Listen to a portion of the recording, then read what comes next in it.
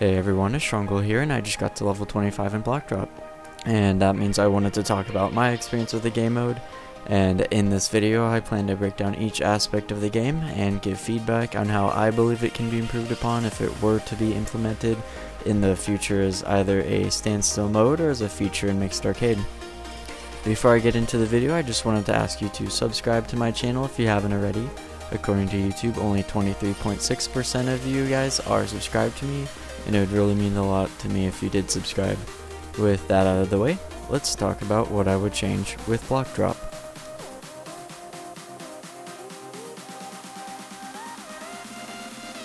The first aspect of block drop I want to discuss is game length. Games in block drop have a 10-minute countdown to the end of the match, and any players alive after that are considered winners. That being said, most games last between 5 and 7 minutes, and typically games lasting beyond this point are extended due to lack of power-ups that allow competition with other players. To remedy this, I believe that the timer for the game should be 5 minutes.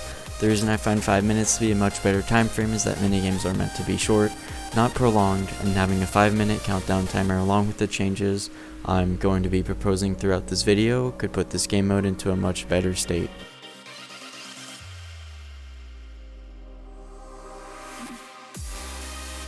Each round starts with 5 layers, and over the course of the game, 3 of those layers will be completely removed, with the final of the 3 being removed at 5 minutes.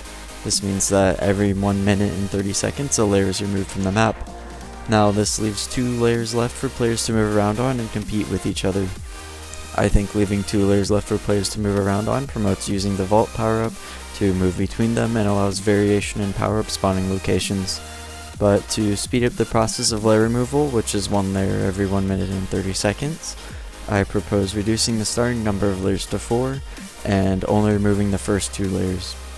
This means by 3 minutes there will only be 2 layers left standing, and by doing this, games should reach their final stages much quicker, and players will run out of space much faster, requiring them to think fast to stay in the game.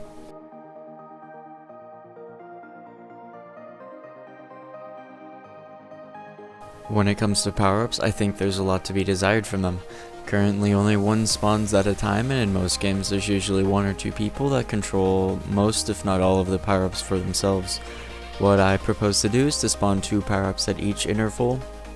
In order to ensure that a single person doesn't get both power-ups, they'll be forced to spawn on 2 different levels, and this will allow more players to reach power-ups and to have more power-ups in people's hands.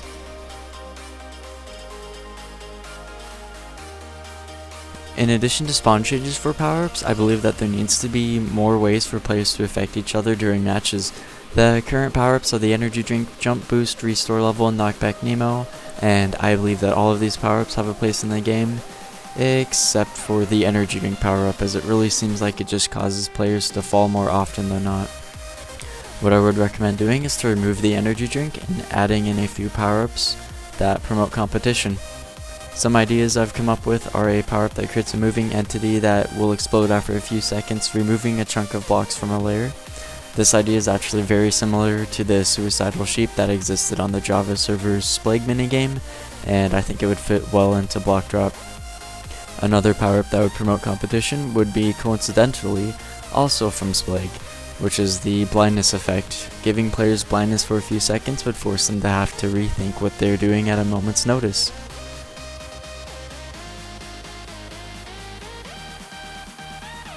Camping, where a player walks from one block to another, really slows down the pace of the game, and while I don't know what the consequences are of increasing the speed at which blocks degrade and disappear, I think that increasing the process by about 25% would make it more difficult for people to camp and also increase the speed of the game.